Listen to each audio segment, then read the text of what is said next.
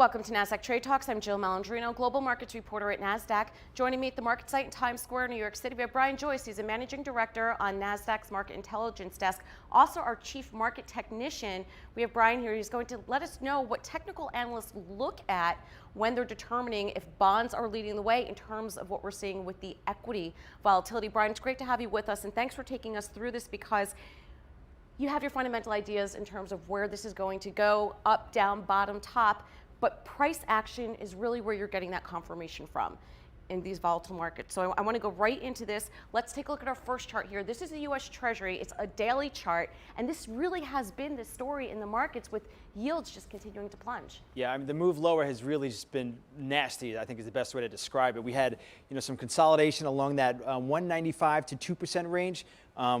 Largely for a large part of the fourth quarter, it was previously support, then acted as resistance. I was expecting an upside breakout through that level. It didn't play out that way. And what really led me to believe that I was wrong and that the move next was lower was in late January when we had that break below that 170, 171 level, which was minor support, but it really told you that that recent 3-month uptrend had reversed, and now the next move was lower, and that was at least the way to play it, or at least expect a longer period of sideways consolidation. The next support level was 150. We broke that 2 weeks ago on Friday when the equity market kind of broke as well. We had news then about Japan and South Korea seeing expanding cases of coronavirus, but less spoke about also we had an economic data point, the ISM, the market ISM services number, which is really a barometer on a bigger part of the U.S. economy as opposed to the manufacturing figures, which last year did go into contractionary territory, but we finally saw it on the services side for the first time 2 weeks ago, and that was really coinciding with the other news about coronavirus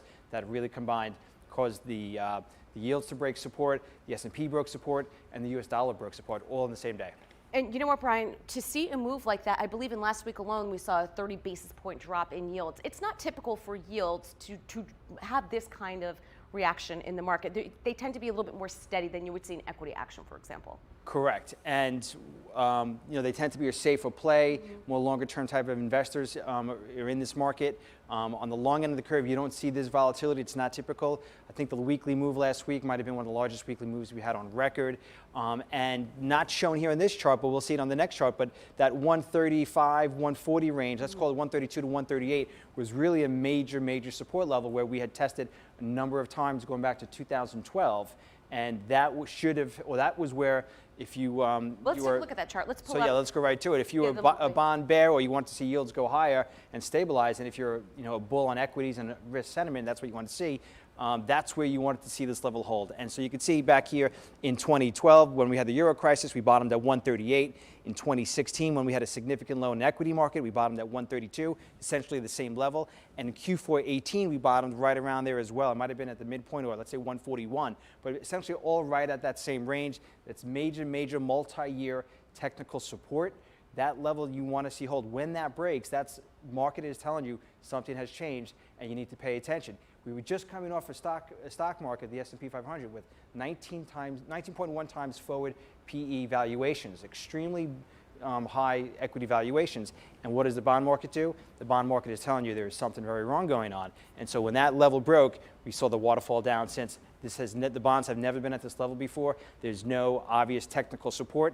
Now, the range of the last couple of years is 170 basis points. We bottomed, let's say, 135, and we peaked up at roughly 305. So what technicians do to try to project where this yield is going is they take that range and then they subtract it from the support, which in this case would take it to roughly minus 30 basis points. So that's not my prediction, it's not my forecast, but a traditional technical analyst would look at this type of chart, no matter what it is, a bond yield, a stock, a commodity, and they would have a price projection of roughly minus 30 basis points, which hopefully we do not see that, because if negative yields take place here in the United States, that certainly didn't bode well for the banking systems in Japan and the banking systems in Europe over the last 10 years. It's really quite extraordinary. February 19th was the high just about 12 trading sessions ago, and the move has really been quite extraordinary. Let's move on to our next chart here, talking about the yield curve. And we heard a bit about this in 2019 with the way the yield curve was positioned, inverted, not inverted, and potentially we can go into recession. Those fears were wiped away. It's front and center again. Right, and so the curve did invert, in last year in the summer of 2019. We had the trade war, we had trade tariffs. not long ago before that, we had the Fed just finishing up its cycle of rate hikes and quantitative tightening. That caused a lot of volatility in 2018. When the Fed cut rates in 2019, it did help out the curve. The curve went from negative back to positive, and this on the blue line is what we see how the curve was positioned or how it was sloped at the end of 2019. And now you can see it's very different. The Fed just cut 50 basis points, and still every maturity, with the exception of the 30-year maturity, is below the lower bound of what they just cut it to. Futures are now expecting another 50 basis point cut at the meeting on March 18th, at least 50 basis points. And so it's getting now possibly towards a third. I think it's about 20% expectations for a 75 basis point cut. All right, now the million-dollar question is, are bonds signaling more downside for the equity market? And we're going to take a look at this in our next chart here on a 30-minute of the S&P 500. Right, so we can see here, this is a zoomed-in view of what's been going on. The recent 52-week high is right up there, made back on around the 19th or the 20th at that 33.89 level. We had a 16% move to the downside. That equates to 538 points. I'll tell you why I mentioned that. The ensuing rebound was roughly 10%, which exactly hit the 50% Fibonacci retracement. That's an expected resistance level. If it really convincingly broke through there, just above it is the 61.8% retracement.